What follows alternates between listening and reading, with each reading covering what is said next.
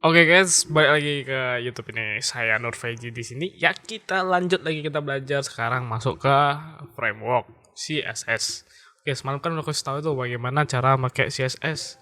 Nah, dan ini kayak ibaratnya kan udah aku bilang kalau misalnya itu kita belajar CSS itu memang harus latihan gitu. Jadi nggak bisa instan gitu karena si CSS sendiri kan banyak gitu. Wait, trees, school CSS. Nah, jadi kan di sini ada opacity, ada font, ada icon. Nah, ini kamu harus explore sendiri gitu karena kamu bakal pakai ini pas saat yang penting aja gitu. Jadi nggak bisa semua langsung dipakai. Nah, karena ini penulisannya secara manual, bisa dibilang manual gitu. Ada satu cara yang orang-orang ini menyediakan kita untuk lebih gampang lagi gitu pakai CSS, yaitu dengan menggunakan framework CSS. Nah, framework itu kayak ibarat dia udah membuat library, oke?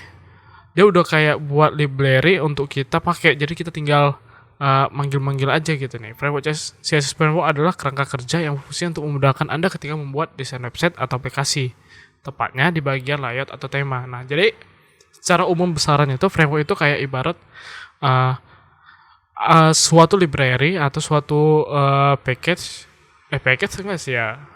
Pokoknya dia udah membuat kesimpulan yang kita itu tinggal manggil aja gitu. Jadi ibaratnya itu framework itu kayak sebuah makalah yang di dalamnya ada berapa bab, di bawah di dalam berapa bab itu ada lagi subbab, ada lagi pematerian yang lain. Tapi kita tinggal manggil aja itu lewat si daftar isi gitu.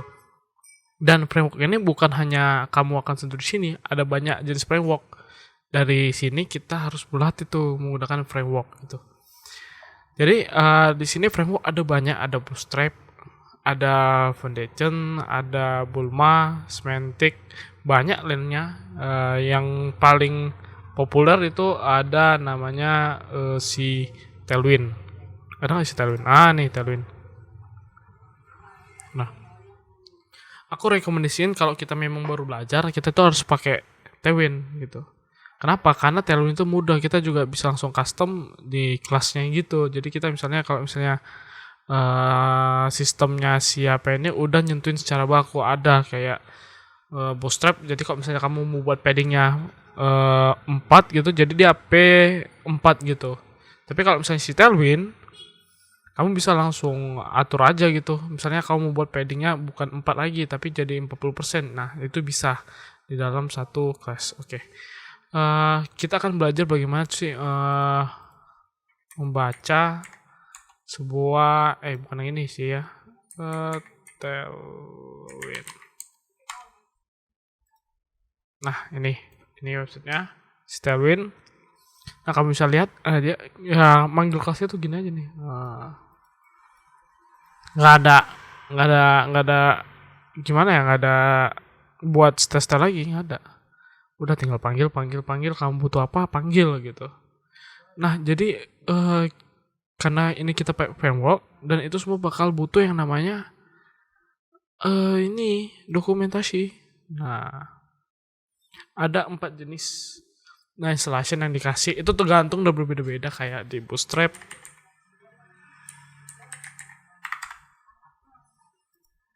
Ini juga ada doknya. Nah, sama semua, ada dokumentasinya. Jadi kita tuh kalau misalnya pakai framework itu kita harus terbiasa dengan pembacaan sebuah dokumentasi. Oke, jadi kita masuk dulu dokumentasi karena kita kan harus install ya kan ya. Jadi kita coba buat sebuah file. Aku simpannya di D program ya aing CSS 42. Sorry ya lama ya. CSS 42. Oke, kita buat baru file. Kita giniin aja lah. Terminal code. Oke, kosong ya.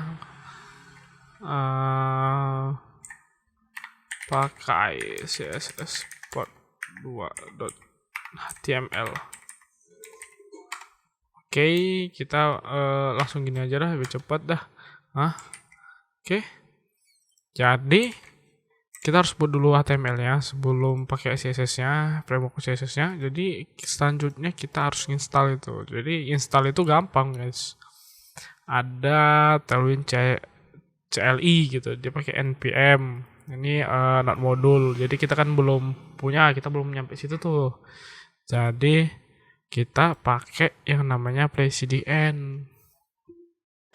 Presiden itu kayak kita ngakses si CSS-nya ini langsung ke sononya gitu. Tapi syaratnya itu yang paling penting kamu itu harus sudah terkoneksi internet. Kalau nggak pakai koneksi internet ya ribet sih ini. Oke, jadi kita ikuti aja. Add CDN on your script. Nah, ini di bawah meta. Sini juga bisa. Mau taruh di atas juga bisa. Baru try custom use config. Ini nanti aja deh. Try adding use custom CSS. Ini juga nanti aja. Party plugin. Jadi dia bisa pakai plugin yang lain juga. Sip. Jadi kita cuman butuh yang ini doang aja ya.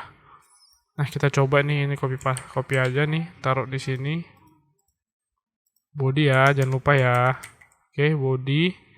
Terus kita buka nih. Hello world.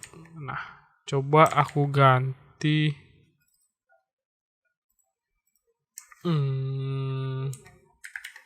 text center. Bisakah? Oke.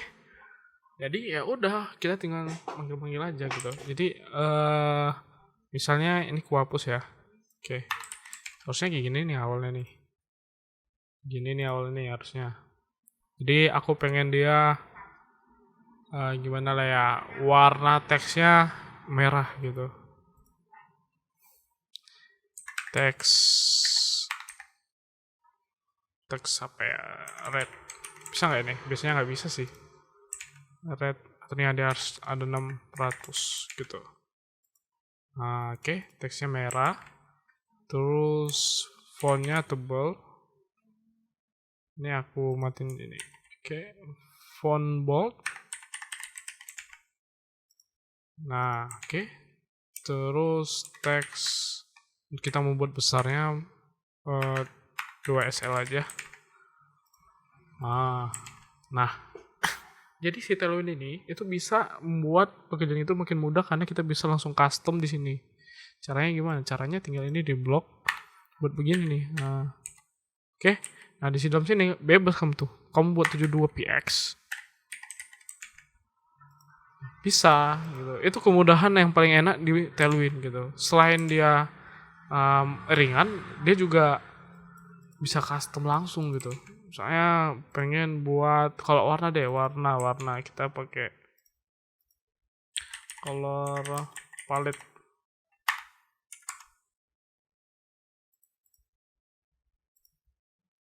Saya pakai mana ya? Kalau lama ya. This is coloring. Oke. Sorry ya, bising-bising ya. Oke, ini copy nih ya, ini ya. Terus kita pengen pakai warna itu di coding kita. Ini bisa kamu buat gini doang sih.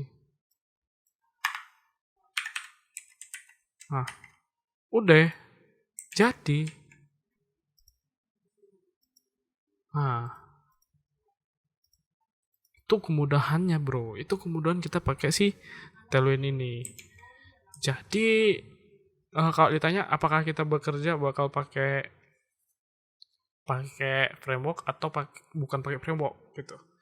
Nah, pekerjaan itu ditentukan dari pertama kamu maunya gimana, kebutuhannya bagaimana, requirement-nya gimana. Kalau requirement-nya harus cantik gini-gini, ya kita harus mentingkan kecepatannya juga gitu. Jadi kalau misalnya terlalu banyaknya yang bakal harus dipakai, ya mau tak mau sih kita harus pakai si native. Jadi kita nulis secara manual. Cuman kebanyakan itu perusahaan-perusahaan itu kayak dia orang itu buat punyanya orang itu sendiri gitu. Jadi kayak ada framework orang itu sendiri sih.